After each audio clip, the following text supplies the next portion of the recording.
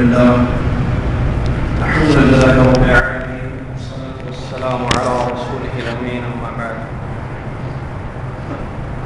أعوذ بالله من الشيطان الرجيم بسم الله الرحمن الرحيم يا أيها الذين آمنوا اتقوا الله حق تقاته ولا تموتن إلا وأنتم مسلمون يا أيها الناس اتقوا ربكم الذي خلقكم من نفس واحدة وخلق منها زوجها وبث منهما رجالا كثيرا ونساء واتقوا الله الذي تساءلون به والأرحام إن الله كان عليكم رقيبا يا أيها الذين آمنوا اتقوا الله وقولوا قولا سديدا يصلح لكم أعمالكم ويغفر لكم ذنوبكم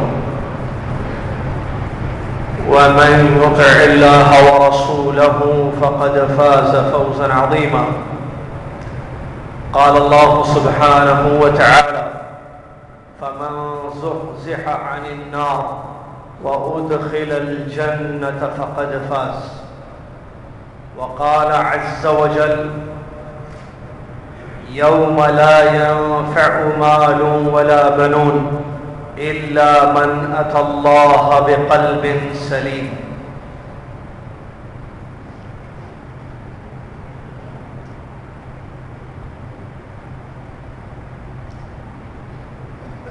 تمام تعریفیں اللہ رب العالمین کے لیے ہے۔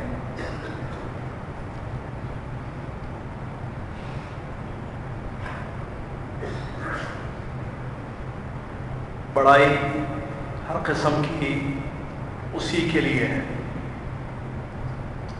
وہ بڑا ہے اس سے کوئی بڑا نہیں، وہ عظیم ہے اس سے کوئی عظیم نہیں، ہر بندگی اسی کے لیے، ہر عبادت کا مستحق وہی۔ کامیاب ہوا وہ شخص جو اس سے ڈر گیا، ناکام اور نامراد ہوا وہ شخص جو اس سے دور ہو گیا۔ سبحان اللہ و بحمدہ سبحان اللہ العظیم۔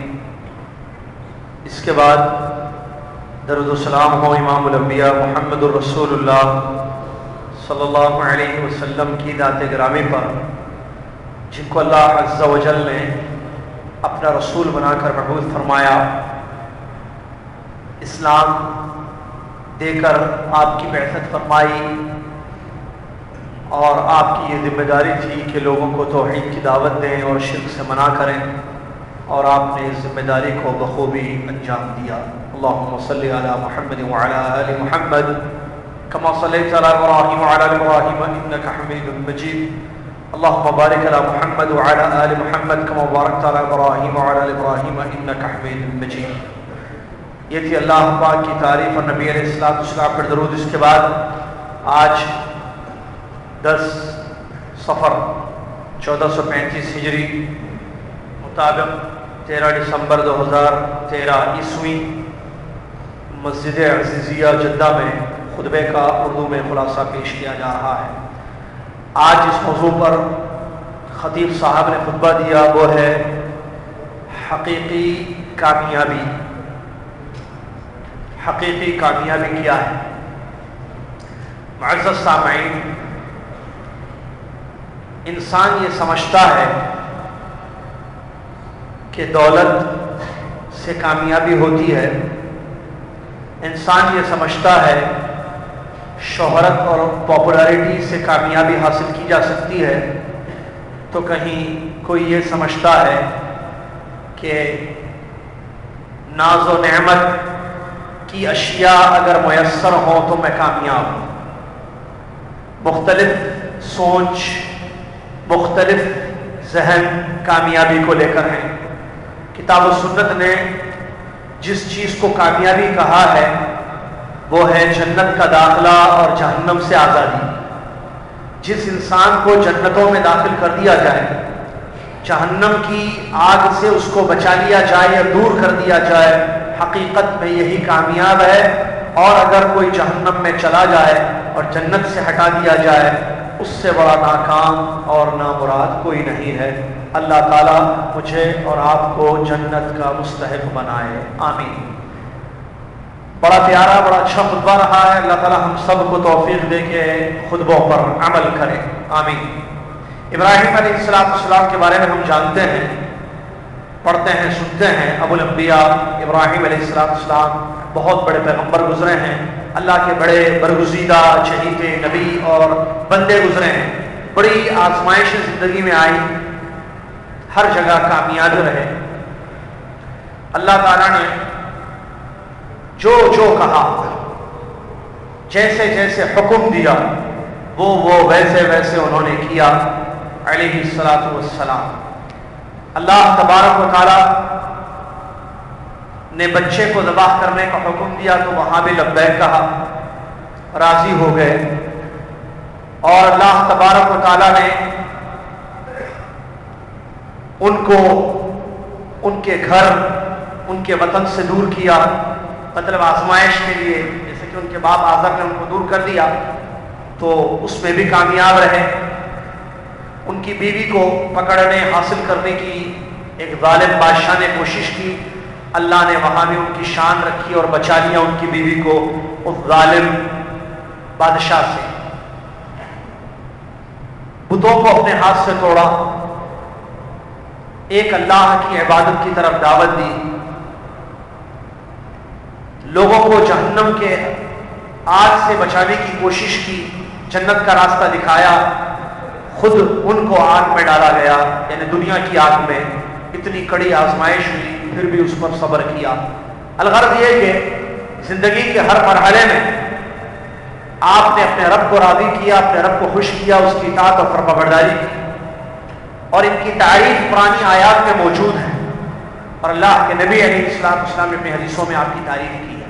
اتنے بڑے جنتی پیغمبر اللہ سے یہ دعا کرتے ہیں، وَلَا تُخْزِنِي يَوْمَ يُبْعَثُونَ، اس دن جس دن لوگوں کو اٹھایا جائے گا، یعنی قیامت کے دن، اے اللہ مجھ کو رسوا نہ کرنا۔ اللہ اکبر۔ اتنے بڑے پیغمبر جن کی پوری زندگی اللہ کی اطاعت اور فرمانبرداری میں گزری، انہیں ڈر ہے قیامت کے دن کی رسوائی کا۔ کیا خیال ہے آپ کا اور میرا؟ ہم لوگوں کو کتنا اللہ سے ڈرنا چاہیے قیامت کے دن کی رسوائی سے، قیامت کے دن کی ذلت سے، جس دن ساری مخلوق ہوگی، اللہ تعالیٰ حساب لے گا، اللہ تعالیٰ کی ہر کیے کا بدلہ لے گا۔ تو وہ قیامت کا دن ہے، اللہ تبارک و تعالیٰ حساب لینے والا ہے، کوئی چیز اس سے چھپی بھی نہیں ہے۔ دنیا کی نگاہوں سے چھپ کر انسان گناہ کرتا ہے، لیکن یہ چیز کل قیامت کے دن سامنے اس کے آئے گی۔ اللہ رب العالمین حساب لے گا، علیم، خبیر، سمیع، مجیب۔ اللہ اکبر۔ تو ابراہیم علیہ السلام اللہ سے مانگ رہے ہیں ذلت اور رسوائی سے دوری۔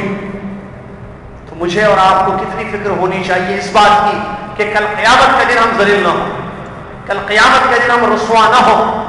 کون ہوگا ذلیل قیامت کے دن؟ آدمی ذلت کو پسند نہیں کرتا ہے، چاہے وہ دنیا میں ہو یا کسی ایک انسان کے سامنے اس کو ذلیل کر دیا جائے، یہ انسان پسند نہیں کرتا ہے۔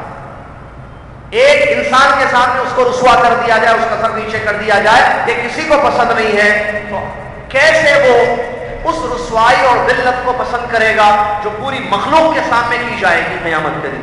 کون ہوں گے اس دن رسوا؟ کون ہوں گے اس دن خوار؟ کون ہوں گے اس دن ذلیل؟ وہ لوگ جو دنیا میں کفر کرتے تھے اور کفر پر مر گئے، وہ لوگ جو دنیا میں شرک کرتے تھے، شرک پر مر گئے، وہ لوگ جنہوں نے کلمہ تو ضرور پڑھا تھا دنیا میں لیکن کلمے کا حق ادا نہیں کیا، پوری زندگی گناہوں پر گزر گئی اور گناہوں سے توبہ نہیں کیا۔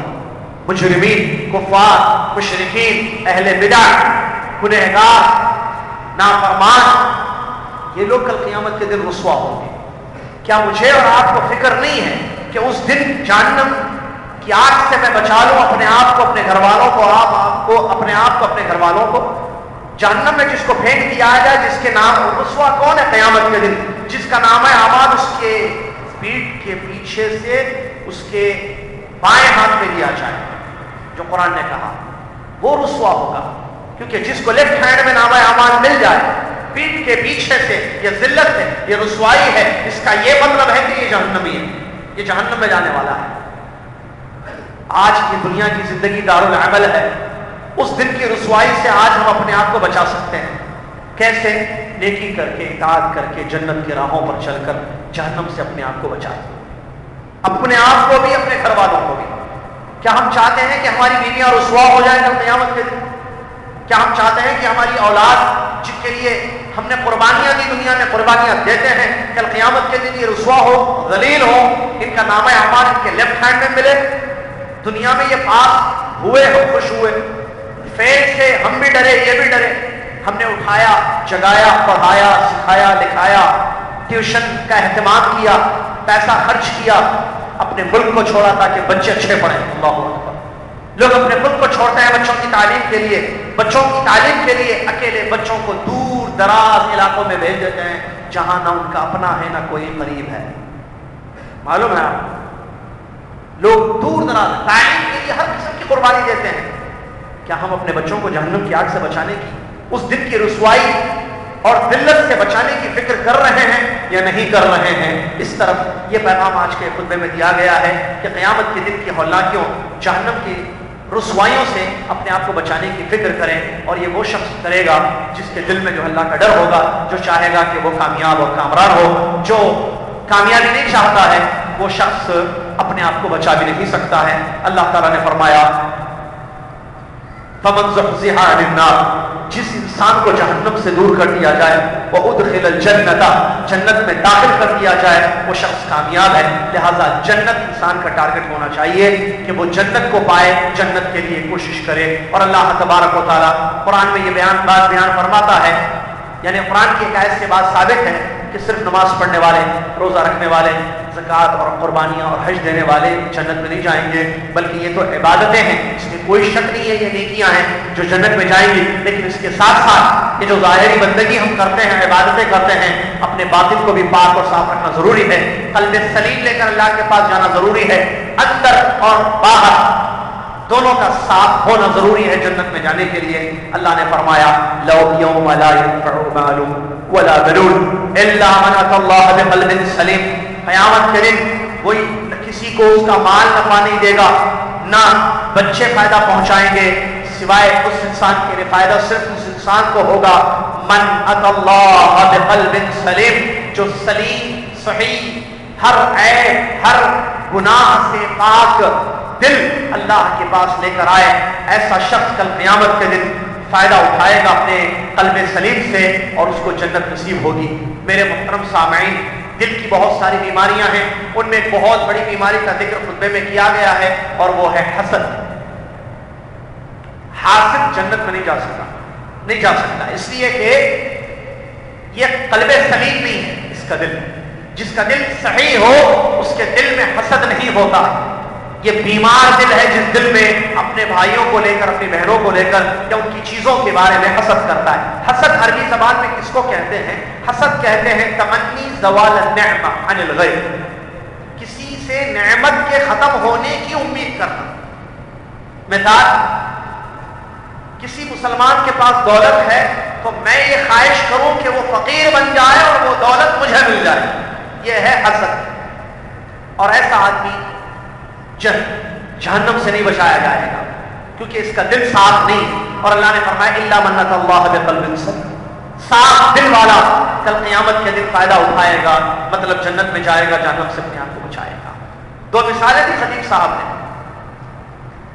ابلیس ملعون ہے، ہمیشہ کے لیے دوزخی ہے۔ کیوں؟ کیونکہ اس نے اللہ کے حکم پر عمل نہیں کیا۔ اللہ نے ایک حکم دیا جو معلوم ہے ہم سب کو، سورہ بقرہ کی آیتوں میں، کیا؟ سجدہ کرو آدم۔ اس نے سجدہ کرنے سے انکار کیا۔ ریزن کیا ہے؟ سبب اور علت کیا ہے؟ حسد۔ حسد نے اس کو دھتکار دیا، خار کیا، ذلیل کیا اس کو، کیونکہ اس نے یہ کہا حسد سے کہ آدم اس سے اچھا کیسے ہو سکتا ہے، اس کو مٹی سے بنایا گیا، مجھے آگ سے بنایا گیا۔ حسد کی وجہ سے ابلیس دھتکارا گیا اور اس پر اللہ کی لعنت ہے قیامت تک، وہ جہنمی ہے۔ حسد نے بہت نقصان پہنچایا لوگوں کو، اور حسد سوائے نقصان کا کوئی چیز نہیں پہنچی۔ لہٰذا اپنے آپ کو حسد سے بچائیں، اپنے دلوں کو پاک و صاف رکھیں۔ ایک اور کے ساتھ خطیب صاحب نے دی، بلکہ اشارہ کیا۔ یوسف علیہ السلام کا واقعہ قرآن آیات میں موجود ہے۔ ان کے بھائیوں نے اپنے بھائی یوسف علیہ السلام سے حسد کیا کہ ابا ان کو چاہتے ہیں، ہمیں نہیں چاہتے جیسے ان کو چاہتے ہیں، حسد کیا۔ اس حسد نے بھائیوں کو کتنی تکلیف میں ڈالا، کتنی مصیبتوں میں ڈالا ہے۔ قرآن کی آیات پڑھیں سورہ یوسف میں اور دیگر سورتوں میں یوسف علیہ السلام کے بھائیوں کا واقعہ تفصیل کے ساتھ موجود ہے۔ لہٰذا اپنے دل کو حسد سے بچائیں، کینہ کپٹ سے بچائیں۔ نبی علیہ السلام کی بعض وہ حدیث جو دل کی صفائی کے سلسلے میں ہیں، خطیب صاحب نے آج کی خطبے میں پیش کی ہے، جن میں سے وہ ایک واقعہ ہے کہ جو انسان اپنے دل کو صاف رکھتا ہے۔ نبی علیہ السلام نے اس حدیث میں یہ بات بیان فرمائی کہ صحابہ بیٹھے ہوئے تھے، نبی علیہ السلام نے فرمایا کہ جنتی آدمی ابھی آئے گا تمہارے پاس۔ میں نے فرمایا اچھا جنتی آدمی آئے گا، کون ہے؟ دیکھا تو ایک آدمی آیا جو وضو کر کے اپنی داڑھی کو اپنے ہاتھ سے ایسے جھٹک رہا تھا، یعنی وضو کے قطرے اس کی داڑھی کے بالوں سے ٹپک رہے تھے، اور اپنی جوتیوں کو یا اپنے چپل کو اس نے بغل میں ایسے رکھ کر رکھا ہوا تھا، اور اس طریقے سے وہ مسجد میں داخل ہوا۔ صحابہ نے دیکھا، نبی علیہ السلام نے یہ بات بیان فرمائی۔ دوسرے دن بھی ایسے ہی واقعہ ہوا، نبی علیہ السلام نے فرمایا کہ اب تم میں ایک جنتی آدمی آئے گا، اس دروازے سے ایک جنتی آدمی داخل ہوگا۔ تو دیکھا تو وہی شخص ویسی کنڈیشن میں جا رہا ہے، وضو کر کے مسجد میں اندر آیا اور بغل میں اس نے جو ہے چپل رکھے ہوئے یا جوتیاں رکھی۔ تیسرے دن بھی ایسے ہوا۔ جب اس شخص کی تحقیق کی گئی، مختصر قصہ پتہ لگایا گیا کہ آخر اس کا عمل کیا ہے، کہ پیارے نبی محمد صلی اللہ علیہ وسلم نے اپنی زبان مبارک سے جنت کی خوشخبری سنائی ہے۔ تو جب دیکھا گیا تو جو عام صحابہ یا عام لوگوں کا عمل تھا، نمازوں کی پابندی، روزے، ذکر، قرآن کی تلاوت، صبح شام اللہ کو یاد کرنا، یہی عمل تھا۔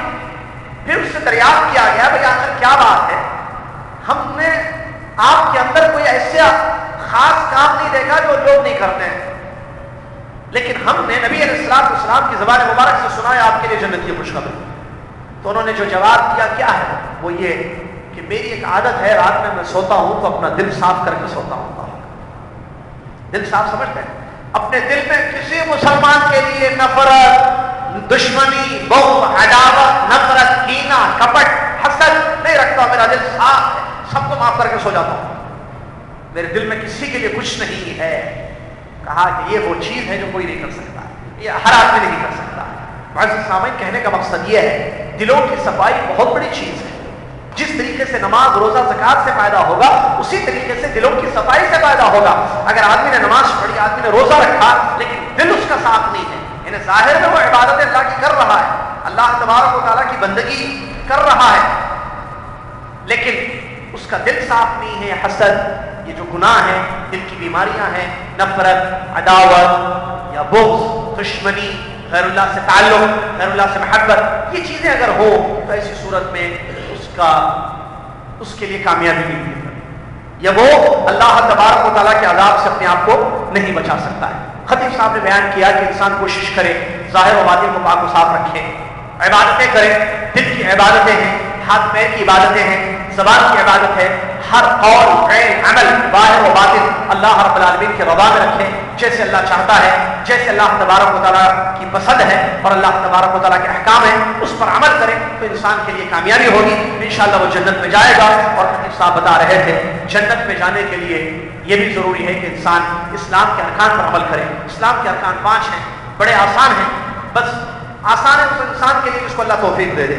لا الہ الا اللہ محمد رسول اللہ کی گواہی، 5 وقتہ نمازوں کی پابندی، رمضان کے روزے، زکوٰۃ ادا کرنا، بیت اللہ کا حج کرنا، یہ 5 کام کرو، انشاءاللہ جنت میں جاؤ گے، کیونکہ یہ اسلام کے اراکین ہیں، اسلام کے ارکان ہیں، اسلام کے پلرز ہیں، اسلام کی بنیاد ہے۔ ایک حدیث کے سلسلے میں صحیح حدیث پیش کی گئی ہے جو نبی علیہ السلام نے جس حدیث میں خوشخبری سنائی اس انسان کو جس نے عمل کرنے کی نیت کی اور اللہ کے رسول کے پاس سے چلا گیا۔ واقعہ اس طریقے سے ہے کہ نبی علیہ السلام کے پاس ایک آدمی آیا، ایک بدو دیہاتی، اس نے آ کر کہا کہ آپ کی کیا دعوت ہے یا میں کیا کروں؟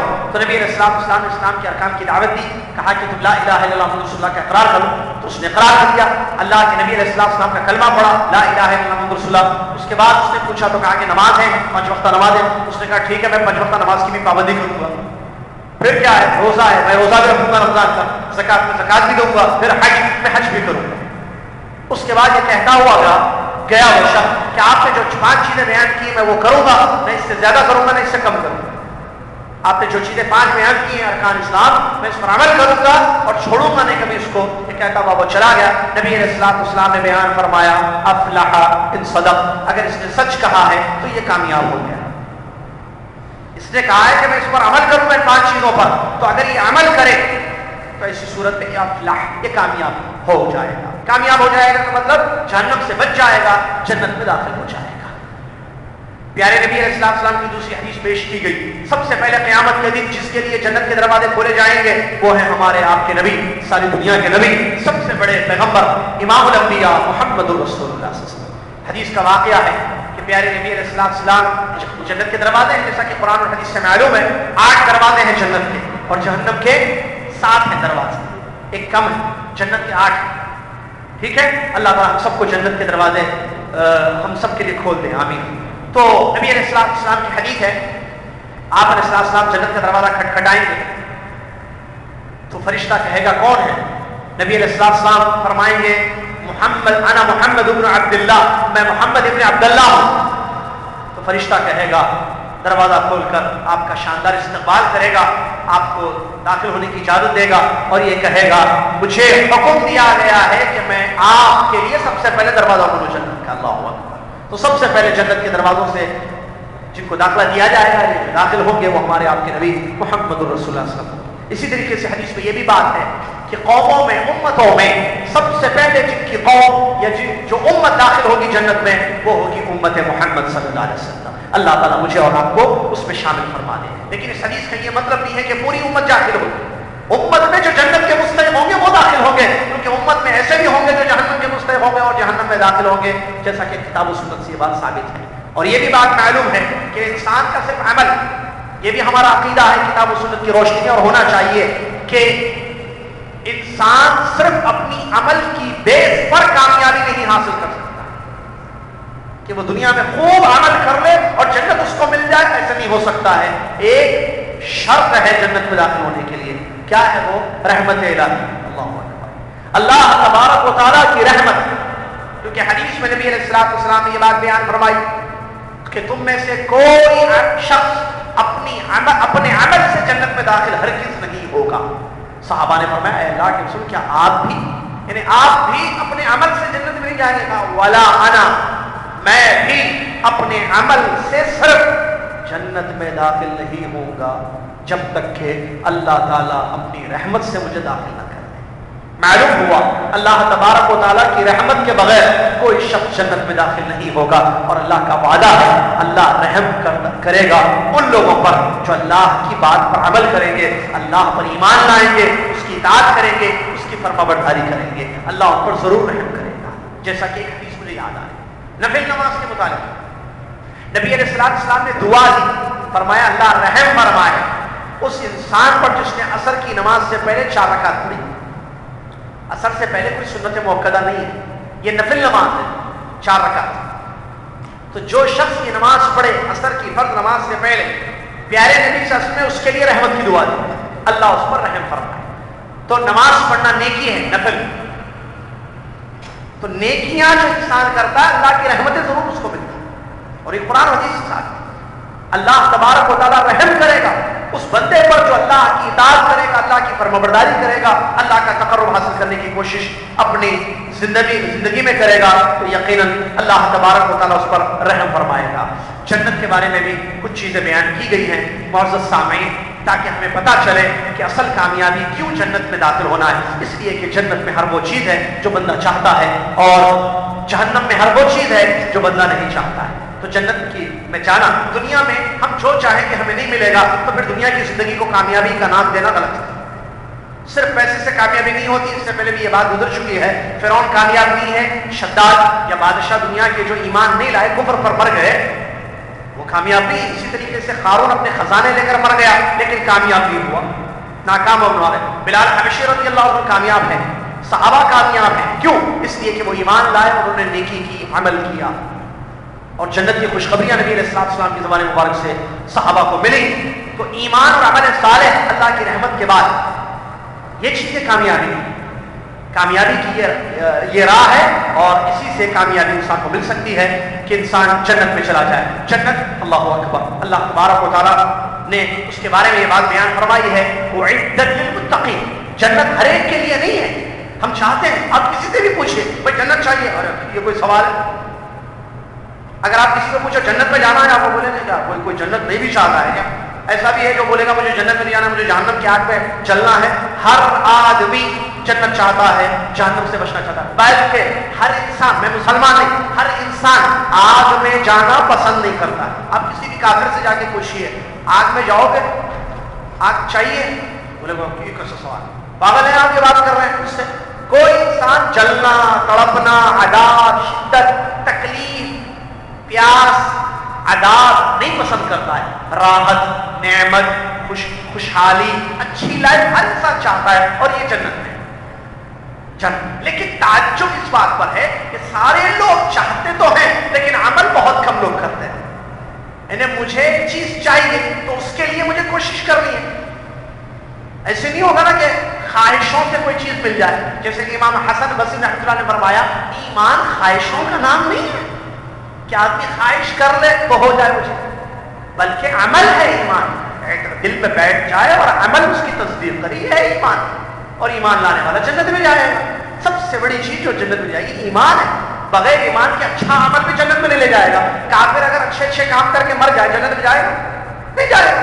ایمان شرط اساسی ہے، اس کے بعد نیک عمل ہے، اللہ کی رحمت ہوگی، جنت میں داخلہ ہوں گے۔ جنت کے بارے میں نبی علیہ السلام کی بہت ساری حدیث ہیں، اس میں بڑی اچھی حدیث خطیب صاحب بیان کر رہے تھے۔ اللہ پاک نے جنت میں ایسی ایسی چیزیں، وہ حدیث کی کس ضمن میں آئی ہے، جنت کا جو ادنا درجہ، دو حدیثیں بتا دوں۔ جنت میں ایسی چیزیں جو مشہور ہے، یہ حدیث کسی آنکھ نے نہیں دیکھا، کسی کان نے نہیں سنا، کسی دل میں اس کا تصور نہیں آیا۔ الفاظ حدیث پر غور کریں۔ آنکھ نے کیا کیا نعمتیں نہیں دیکھی ہوں گی دنیا میں، لیکن جنت میں ایسی نعمتیں ہیں جو کوئی آنکھ نہ دیکھے۔ آدمی سنتا ہے اچھی اچھی چیزوں کے بارے میں، لیکن کسی نے نہ سنا ہوگا ایسی چیزیں جنت میں نعمتوں میں رکھی۔ تھرڈ پوائنٹ پر غور کریں۔ سوچتا ہے آدمی، آپ اکیلے میں تنہائی میں بیٹھ کر سوچیں کہ گھر ہو اور اس گھر میں راحت کی ساری چیزیں میسر ہوں، کیا کیا سوچیں گے آپ؟ بیٹھ کر سوچیے آپ، کھانے سے لے کر، پینے سے لے کر، سونے سے لے کر، نعمتوں سے لے کر، کیا نعمتیں سوچ سکتے ہیں آپ؟ پیارے نبی کی حدیث کیا ہے؟ سوچ بھی نہیں سکتا ہے آپ نے۔ اللہ اکبر، اللہ تعالیٰ نے ایسی ایسی نعمتیں، ایسی ایسی راحت پہنچانے والی چیزیں جنت میں تیار کی ہیں، لیکن کس کے لیے؟ متقین کے لیے، اپنے ان بندوں کے لیے جو دنیا میں تقوی کی زندگی گزار کے آتے ہیں، اللہ سے ڈر ڈر کے زندگی گزار کے آتے ہیں۔ اور وہ تقوی کی ایک مثال صحابی نے دی ہے، کانٹے دار راستے سے تم گزرتے ہو تو جیسے دامن کو کانٹوں سے بچاتے ہو، یہ ہے تقوی کی زندگی کہ دنیا میں حرام چیزوں سے، گناہوں سے، نافرمانیوں سے، اللہ کو ناراض کرنے والی چیزوں سے بچ بچ کر نکل جاؤ، یہ ہے تقوی۔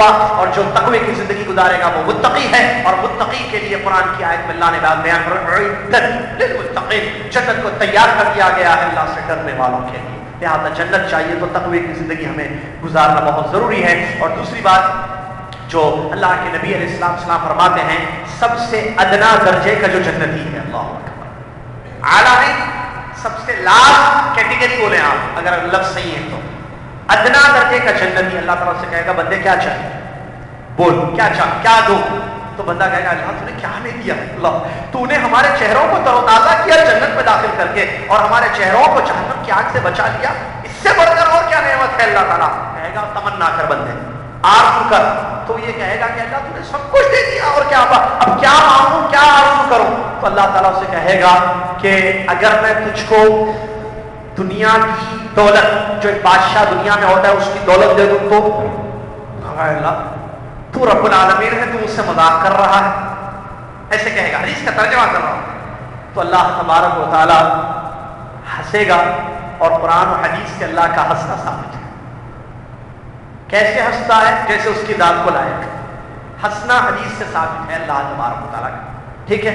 اللہ تعالیٰ ہنستا ہے عز و جل سبحان اللہ، اور اس سے کہتا ہے کیا ہے وہ 7 یا 10 دنیا کے بادشاہ کی جو خزانے ہیں اتنی دولت تجھے دی جا رہی ہے، یہ اتنے خزانے، اتنی ساری چیزیں تجھے ہم دے رہے ہیں۔ اللہ اکبر، بندہ بہت زیادہ خوش ہو جائے گا۔ یہ نبی علیہ السلام نے بیان فرمایا ادنا، جو سب سے لاسٹ ہوگا جنتی، اس کے لیے یہ چیزیں ہیں. تو اعلیٰ یا فردوس میں رہنے والے جو اہل جنت ہوں گے، جنتی ہوں گے، اللہ مجھے آپ کو اہل فردوس میں سے بنا دے، آمین. تو ان لوگوں کو کیسی کیسی نعمتیں دی جائیں گی آپ اس کا اندازہ کریں. اسی طریقے سے حدیث میں یہ بات ہے کہ نبی علیہ السلام نے بیان فرمایا کہ جنتی جنت میں ہوں گے، نعمتوں میں پلے ہوئے، نعمتوں میں پل رہے ہوں گے، ناز و نعمت کی زندگی گزار رہے ہوں گے. اللہ تبارک و تعالیٰ ان سے بات کرے گا، پوچھے گا بندو خوش ہو؟ اللہ، ہاں اللہ خوش ہے. کیوں نہیں ہے اللہ؟ تو نے ہمیں بہت خوش کر دیا جنت میں داخل کر کے، جو چاہتے ہیں وہ مل رہا ہے، اور ہماری گردنوں کو، ہمارے جسموں کو تو نے جہنم کی آگ سے بچا لیا. اللہ بہت خوش ہے. کیا میں ایک نعمت میں نے تمہارے لیے چھپا کے رکھی ہے میرے بندوں. بندے کہیں گے اس سے جنت میں داخلہ ہو گیا، کھا رہے ہیں، پی رہے ہیں، بہترین زندگی گزار رہے ہیں، اس سے بڑھ کر اور کیا ہے؟ اللہ تعالیٰ جو ہے اپنے چہرے سے حجاب ہٹائے گا اور اہل جنت جنتی آنکھوں سے اپنے رب کا دیدار کریں گے. اللہ اکبر. اور اس کے بارے میں آیا کہ وہ بیٹھے ہوئے رہیں گے نور کے ممبروں پر، یا کہیں کرسیوں پر بیٹھے ہوئے، اوپر سے اللہ جل افروز فرمائے گا.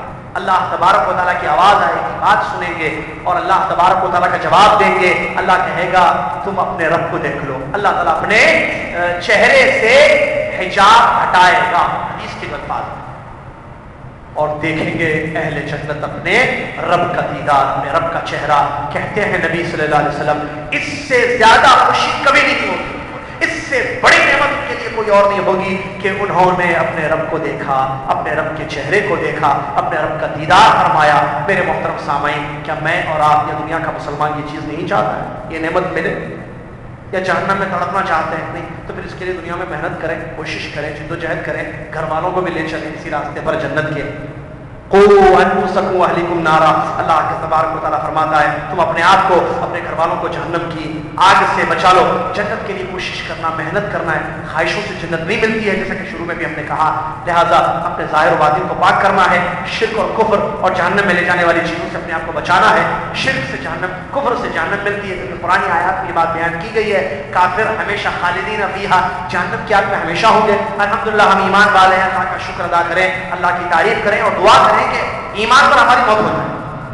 شرک سے آدمی جہنم میں جاتا ہے. نبی علیہ السلام نے فرمایا من مات وهو يدعو من دون الله ندا دخل النار. جو مر جائے اللہ کے علاوہ کسی غیر کو پکارتے ہوئے وہ جہنم کی آگ میں جائے گا. لہٰذا غیر اللہ کو نہ پکاریں، شرک نہ کریں. غیر اللہ کو پکارنا شرک ہے. ایمان لانے کے بعد، اسلام لانے کے بعد، مسلمان گھروں میں پیدا ہونے کے بعد شرکیات سے، اقوال، افعال، ظاہر و باطن کے شرک سے اپنی زندگی کو محفوظ رکھیں گے تو جنت انشاءاللہ ملے گی. جہنم کے عذابوں سے آزادی ہوگی. نبی علیہ السلام نے بیان فرمایا من مات وهو یعلم انہ لا الہ الا اللہ دخل الجنہ. جو اس حالت میں مر جائے کہ اس کو معلوم ہے کہ اللہ کے سوا کوئی سچا معبود نہیں ہے، مطلب توحید پر مرتا ہے، کلمہ توحید پر مرتا ہے، تو اسی صورت میں جنت میں داخل ہوگا. نبی علیہ السلام نے بیان فرمایا من کان آخر کلامہ من الدنیا لا الہ الا اللہ دخل الجنہ. جو دنیا سے جاتے جاتے آخر کلام، اس کا آخری بات اس کی کیا تھی؟ لا الہ الا اللہ، کہ اللہ کے سوا کوئی سچا معبود نہیں ہے، تو وہ جنت میں داخل ہو گیا. اس حدیث کی تشریح میں، تفسیر میں علماء کہتے ہیں کس کو کلمہ مرتے وقت نصیب ہوگا؟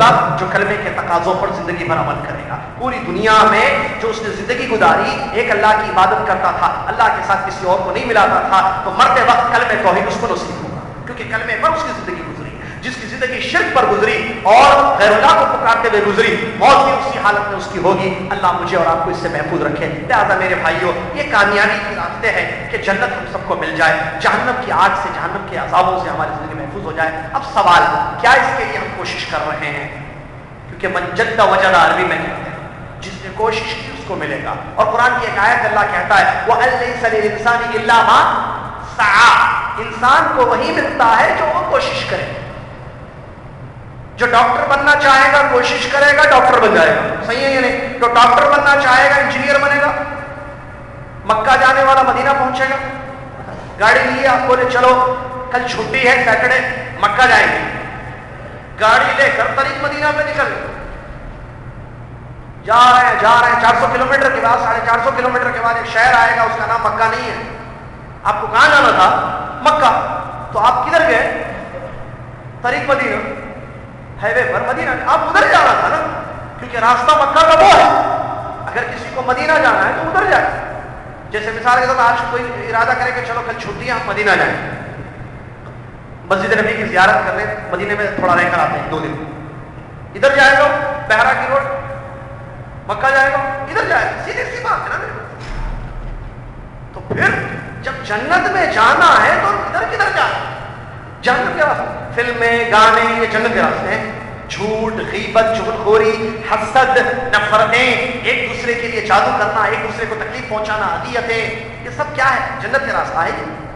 میں پوچھوں اپنے آپ سے اور آپ سے، مجھے آپ کو جنت چاہیے، وہ سامنے جنت کا ہے، اور جنت کا راستہ ایمان، ایمان ایمان الحمدللہ، اس ایمان کو تازہ کرنا، اس ایمان کو بڑھانا، نیک عمل، نمازیں، روزے، زکوٰۃ، قربانیاں، سچے وعدے پورے کرنا، امانت داری، ایمانداری، بیوی کا حق ادا کرنا، شوہر کا حق ادا کرنا، بچوں کا حق ادا کرنا، ماں باپ کے حقوق ادا کرنا، علماء کے حقوق ادا کرنا، پڑوسی کے حقوق ادا کرنا، بادشاہ کا حق ادا کرنا، یہ چیزیں ہیں نا جنت میں لے جانے والی چیزیں۔ تو پھر چاہیے جنت، عمل پورا جہنم، لا حول ولا قوت الا باللہ۔ پھر بھی خواہش ہے جنت کی، لوگ مر رہے ہیں، لوگ جنازے اٹھائے جا رہے ہیں لوگوں کے، قبرستان ہم جاتے ہیں لیکن عبرت حاصل نہیں کرتے۔ آج کا خطبہ بہت اچھا تھا اور اس خطبے ہونے چاہیے کہ ہمارے دلوں میں جو ہے یہ تڑپ پیدا ہو کہ ہم جنت والا عمل کریں، لہٰذا ہم اپنے اندر جھانکیں، دیکھیں اپنے گھروں کو، دیکھیں کیا ہمارے گھر میں جنت کا کام ہو رہا ہے، جنت کے راستے پر میں، میری بیوی، میرے بچے چل رہے ہیں یا نہیں چل رہے ہیں؟ چلنا چاہیے، نہیں چل رہے ہیں تو چلائیے۔ آپ مرد ہیں، گھر کے مالک آپ ہیں، آپ ذمہ دار ہیں، کل قیامت کے دن اللہ تبارک و تعالیٰ آپ سے پوچھے گا۔ اسی طریقے سے خواتین، میری ماں اور بہنیں میری بات سن رہی ہیں، نبی علیہ السلام نے حدیث میں فرمایا عورت بھی ذمہ دار ہے اپنے شوہر کے گھر کی، عورت بھی ذمہ دار ہے اپنے گھر کے، شوہر کے گھر کی، لہٰذا عورتیں اپنے گھروں کو، اپنے شوہر کے گھروں کو جنتی گھر بنائیں، جنت میں جانے والے کام اس گھر میں کیے جائیں، وہ سنایا جائے، وہ دکھایا جائے بچوں کو، وہ پڑھایا جائے، وہ سکھایا جائے، جو جنت میں لے جانے کے لیے معاون ہوگا یا مددگار ہوگا۔ جہنم کے راستوں پر اپنی اولاد کو مت رکھیں ورنہ کل پچھتائیں گے، بچے جو ہے آپ کی گردن قیامت کے دن پکڑیں گے کہ تم نے ہمیں برباد کر دیا۔ لہٰذا اس دن کی پریشانی، اس دن کی رسوائی اور ذلت سے آج آنکھیں کھول کر اپنے آپ کو ٹھیک کر لینا، اپنی اصلاح کرنا ضروری ہے۔ اللہ تعالیٰ مجھے اور آپ کو اور دنیا کے مسلمانوں کو سمجھ عطا فرمائے۔ سب مل کر کام کریں گے، گھر سدھرے گا۔ شوہر چاہتا ہے کہ بھائی میرے گھر میں جو ہے نیکی ہو، جنت والا، بیوی ساتھ دینا، سپورٹ کرنا ضروری ہے، ورنہ بیوی کرے نہیں فلمیں چلیں گی، قرآن وران نہیں چلے، وہ جاؤ مسجد میں پڑھ لو، کیسے گھر میں جو ہے بچے ٹھیک ہوں گے؟ یا الٹا بیوی چاہتی ہے کہ گھر میں برائی نہ ہو، شوہر سگریٹ مت پیجیے، آپ نماز کی پابندی کیجیے، آپ کو دیکھ کر بچہ بھی چھو جاتا ہے، آپ نہیں پڑھیں گے بچہ کیسے پڑھے گا، آپ کا اثر پڑتا ہے، آپ باپ ہیں گھر کے۔ بیوی اپنے گھر کو سدھارنا چاہتی ہے، اپنے گھر کو ٹھیک کرنا چاہتی ہے، شوہر کی ذمہ داری ہے کہ اس کا ساتھ دے، کہ اس کی بیوی خیر چاہتی ہے، اپنی بیویوں کا ساتھ دے اور جنت کے راستے پر چلے۔ ماں باپ آئیڈیل ہے اپنے بچوں کے لیے، وہ جنت کا عمل کریں گے تو بچے بھی جنت کا عمل کریں گے، وہ جہنم کے راستوں پر چلیں گے تو بچے بھی اسی راستے پر چلیں گے، اور کل قیامت کے دن سوائے پچھتاوا، رسوائی، ذلت کے اور کوئی چیز ہاتھ نہیں لگے گی۔ اللہ تعالیٰ سمجھنے کی توفیق عطا فرما، ہم سب سمجھدار ہیں، اللہ تعالیٰ سمجھنے کی توفیق عطا فرما، ہم سب سمجھدار ہیں، اللہ تعالیٰ ہمیں جنت کے راستوں پر چلا دے، جہنم کی راہوں سے اپنے آپ کو بچانے کی توفیق عطا فرمائے، آمین واخر دعوانا رب العالمین، والسلام علیکم ورحمۃ اللہ وبرکاتہ۔ قبل اس کے کہ کفارۃ المجلس پڑھیں، جنازے کے مسائل چل رہے ہیں دعوت سینٹر میں، آج بھی کلاس ہوئی ہے، آئندہ اور 3 کلاسز باقی ہیں جس میں تدفین اور مردے کو فائدہ پہنچانے والے کام اور زیارت کے مسائل وغیرہ انشاءاللہ پیش کیے جائیں گے، اور کشف و شبہات کی کلاسز چل رہی ہیں، ہفتہ اتوار اور منگل کو 9 بجے سے 10 بجے تک، 10 اور سیٹیں ہمارے پاس باقی ہیں۔ کوئی اور جینٹس میں سے کشف و شبہات پڑھنا چاہتے ہیں تو کل وہ 9 بجے آ سکتے ہیں۔ آخری امام صاحب نے گزارش کی ہے، لہذا آپ سے یہ ہے کہ مسجد کے جو حمامات ہیں ان کی ترمیم عمل میں لانی ہے، کچھ رقم آئی ہے اور کافی زیادہ رقم کی ضرورت ہے، آپ میں سے جو جتنا تعاون کر سکتے ہیں امام حمزہ جو ذمہ دار ہیں ان تک جو ہے رقم پہنچا دیں، جزاکم اللہ خیر۔ یہ جو حمامات ہیں اس کی ترمیم، اس کی اصلاح کے لیے جو ہے ایک درخواست انہوں نے کی ہے، مجھ سے کہا ہے، لہٰذا میں آپ کے سامنے اس کو میں نے رکھا ہے، لہٰذا جو بھی بڑھ چڑھ کر مسجد کے اس کام میں حصہ لینا چاہتے ہیں وہ امام حمزہ سے ڈائریکٹ جا کر ملاقات کریں اور اس تک اپنی چیز کو پہنچا دیں۔ جزاک اللہ خیر۔ شام مغرب کے بعد انشاءاللہ تفسیر ہوگی، قرآن پاک کی آیتوں کی تشریح لائیں، کفارۃ المجلس پڑھ لیں۔ سبحانک اللہم و بحمدک، اشہد ان لا الہ الا انت، استغفرک و اتوب الیک۔